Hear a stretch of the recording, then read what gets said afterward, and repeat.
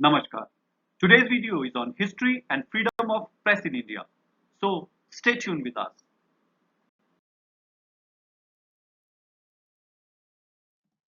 Freedom of press का मतलब है प्रिंट और इलेक्ट्रॉनिक मीडिया को बोलने और अभिव्यक्ति करने की आजादी बिना किसी बाहरी अथॉरिटी के हस्तक्षेप या इंटरफेरेंस के। यूएस कॉन्स्टिट्यूशन के विपरीत भारत के संविधान में वर्ड प्रेस डायरेक्टली मेंशन्ड नहीं है, लेकिन हमारे कॉन्स्टिट्यूशन का आर्टिकल 19(1)(a हमें बोलने और अभिव्यक्ति करने की आजादी देता है। This means freedom of press is included under article 19(1)(a of our constitution. यहां यह भी जान लेना जरूरी है कि press in India includes print media, electronic media and even social media. एक सफल लोकतंत्र के लिए एक स्वतंत्र प्रेस की आवश्यकता होती है, क्योंकि प्रेस डेमोक्रेसी के तीनों ऑर्गन्स यानी लेजिस्लेचर, एग्जीक्यूटिव और जुडिशरी पे निगरानी रखता है, चेक रखता है। This means press act as a watchdog in modern democracy. लेकिन भारत में फ्रीडम ऑफ प्रेस एब्सोल्यूट नहीं है। It is subjected to certain limitations जो कि आर्टिकल 19(2) में मेंशन्ड है। इन लिमिटेशंस के ग्राउंड्स हैं sovereignty and integrity of India, security of the state, friendly relation with foreign states, public order, decency और morality, contempt of court, and lastly, defamation or incitement to an offense. The grounds of public order and friendly relations with foreign states, First Constitutional Amendment Act 1951 के through और grounds of sovereignty and integrity of India, 16th Amendment Act 1963 के through constitution में add किए गए। यहां यह भी जान लें कि भारत में freedom of speech and expression को official secret act and prevention of terrorist activities act POTA के अंतर्गत भी लिमिट किया गया है। पोटा को 2006 में रिपील कर दिया गया, लेकिन ऑफिशियल सीक्रेट एक्ट 1923 अभी भी कंटिन्यूड है। इन लिमिटेशंस को देखते हुए एक प्रश्न सामने आता है, क्या इंडिया में सच में फ्रीडम ऑफ प्रेस एग्जिस्ट करता है या नहीं? इसको समझने के लिए आइए जाने भारत में प्रेस का इतिहास। एक्चुअली इंडियन प्रेस का भारत में एक लंबा इतिहास रहा है। ब्रिटिश राज में न्यूज़पेपर्स के माध्यम से स्वतंत्रता सेनानी लगातार अपनी आवाज उठाते रहे। शिशिर कुमार घोष और मोतीलाल घोष ने अमृत बाजार पत्रिका, तिलक ने केसरी और मराठा, जी सुब्रमण्यम अय्यर ने हिंदू और स्वदेश मित्रन, के रामकृष्णन पिल्लई ने द पेट्रियट और मदन मोहन मालवीय ने द लीडर के माध्यम से ब्रिटिश एम्पायर को डायरेक्ट चैलेंज दिया। प्रेस की आवाज को दबाने के लिए ब्रिटिश गवर्नमेंट ने कई लेजिस्लेशंस पारित किए, जैसे Indian press act 1910, Indian press emergency act 1931-32 etcetera. Modern world में यह बात सबने एक्सेप्ट की कि एक इंडिपेंडेंट प्रेस पब्लिक इंटरेस्ट की रक्षा करती है, लेकिन साथ ही साथ इस बात को भी नजरअंदाज नहीं किया जा सकता कि प्रेस को स्वयं को भी रेगुलेट करना चाहिए। This idea gained acceptance in Scandinavian countries and later in other parts of Europe, Canada, Asia, Australia and New Zealand. आज self-regulatory press councils या similar media bodies दुनिया के 4 दर्जन से ज्यादा देशों में हैं। प्रेस के सेल्फ रेगुलेशन का कॉन्सेप्ट गांधी के थॉट से डिराइव होता है, जो खुद एक जर्नलिस्ट थे। उनका कहना था कि जिस तरह बेकाबू पानी पूरे शहर को डुबा सकता है, उसी तरह अनकंट्रोल्ड प्रेस समाज को खत्म कर सकता है। लेकिन अगर यह कंट्रोल एक्सटर्नल अथॉरिटीज के थ्रू आता है तो यह ज्यादा हानिकारक है। इसीलिए press control should come from with in.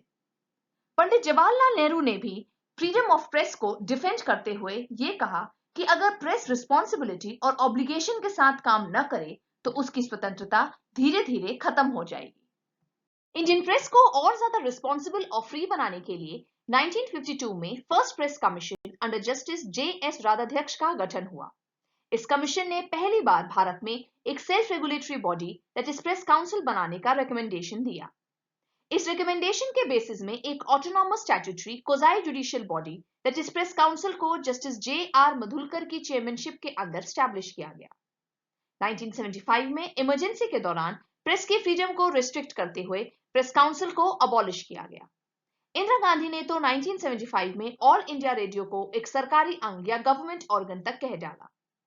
1978 में second press commission under justice P.C. Goswami का गठन हुआ और 1979 में प्रेस काउंसिल को रीस्टैब्लिश किया गया। इस कमीशन ने प्रेस को समाज का एक वाइटल ऑर्गन बताया और यह भी बताया कि press has to be both accessible and accountable towards the people. Currently press council के चेयरमैन हैं जस्टिस चंद्रमौली कुमार प्रसाद, जो 2015 में सेकेंड टर्म के लिए रीअपॉइंट हुए हैं। इसके अलावा प्रेजेंटली हमारे देश का पब्लिक सर्विस ब्रॉडकास्टर है प्रसार भारती, जो कि 1997 में एक ऑटोनॉमस बॉडी के फॉर्म में स्टैब्लिश हुआ। Prasar Bharati is largest of its kind and comprises of both All India Radio and Doordarshan Television Network. Bharat में फ्रीडम ऑफ प्रेस को और सब्सटैंटिव बनाने के लिए सुप्रीम कोर्ट ने कई निर्णायक जजमेंट्स भी दिए। Romesh Thapar versus state of Madras case में सुप्रीम कोर्ट ने कहा कि freedom of speech and press किसी भी डेमोक्रेटिक ऑर्गेनाइजेशन का फाउंडेशन होता है। इसी तरह ऑनरेबल सुप्रीम कोर्ट ने union of India versus association for democratic reform case में कहा कि वन साइडेड इंफॉर्मेशन या miss information uninformed citizenry create करता है, जो डेमोक्रेसी को इनइफेक्टिव बना देता है। Indian express newspaper versus union of India case में कोर्ट ने माना कि डेमोक्रेटिक मशीनरी में प्रेस का एक इंपॉर्टेंट रोल होता है। कोर्ट ने बताया कि फ्रीडम ऑफ प्रेस के 3 एसेंशियल एलिमेंट्स होते हैं: freedom of access to all sources of information, freedom of publication and freedom of circulation. Now let's look into the current scenario of press in India. पड़ोसी देश जैसे चीन, पाकिस्तान और बांग्लादेश के comparison में भारत में इलेक्ट्रॉनिक और प्रिंट मीडिया अधिक स्वतंत्र है। प्रेस पे रोक और जर्नलिस्ट की गिरफ्तारी के कुछ इंस्टेंसेस के बावजूद भारत में मीडिया ने एक एक्टिव रोल प्ले किया है और साबित किया है कि प्रेस डेमोक्रेसी का चौथा स्तंभ है। चाहे तहलका केस हो, जेसिका लाल केस, प्रियदर्शनी मट्टू केस या नीतीश कटारा केस, प्रेस ने अपनी विजिलेंट रिपोर्टिंग से बड़ी अथॉरिटीज को डायरेक्ट चैलेंज दिया। बंद पड़े केसेस रीओपन हुए and accused were put behind bars. Aarushi Talwar murder case, Nithari case, Nirbhaya case में भी मीडिया ने एक्टिव रोल प्ले करते हुए इन केसेस के रिस्पेक्ट में एक पॉजिटिव पब्लिक ओपिनियन जनरेट किया।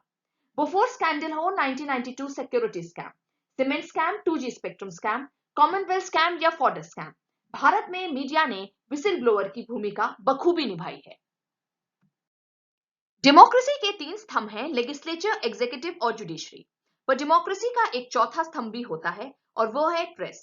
जहां इस चौथे पिलर के कंधे में डेमोक्रेसी को फंक्शनल और वाइब्रेंट बनाने की रिस्पॉन्सिबिलिटी है, वहीं देश की डेमोक्रेसी और सिक्योरिटी को सस्टेन करने की रिस्पॉन्सिबिलिटी भी है। जिस तरह मुंबई 26/11 के टेरर अटैक में मीडिया ने ऑपरेशन ब्लैक टॉर्नेडो के लाइव टेलीकास्ट दिखाते हुए बेहद इररिस्पॉन्सिबिलिटी का प्रदर्शन दिया, ऐसी कंडीशन में प्रेस पर नेशनल सिक्योरिटी और सॉवरेनिटी के ग्राउंड्स में रिस्ट्रिक्शंस प्रेस को कंट्रोल नहीं बल्कि और ज्यादा रिस्पॉन्सिबल बनाते हैं। अर्नब गोस्वामी को सुप्रीम कोर्ट से बेल मिल जाना, उनकी वापस से फियरलेस रिपोर्टिंग करना, ये बात दिखाता है कि भारत में आज भी अभिव्यक्ति की स्वतंत्रता है। मीडिया हाउसेस चाहे प्रो गवर्नमेंट या एंटी गवर्नमेंट स्टैंड रखें, भारत में आज भी ऑपरेट कर रहे हैं और फियरलेसली अपने ओपिनियन रख रहे हैं। भारत आज भी दुनिया की सबसे वाइब्रेंट डेमोक्रेसी है।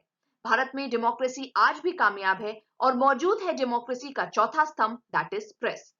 हमारा मानना है कि रिस्पॉन्सिबिलिटी के साथ प्रेस इंडियन डेमोक्रेसी को और ज्यादा वाइब्रेंट और सफल बना सकता है। फ्री प्रेस सफल डेमोक्रेसी की निशानी है।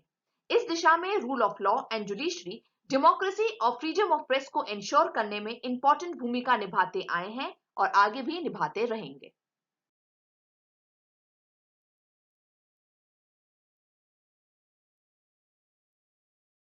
Thanks for watching our video. If you want us to keep making such informative videos, please like, share and subscribe our channel.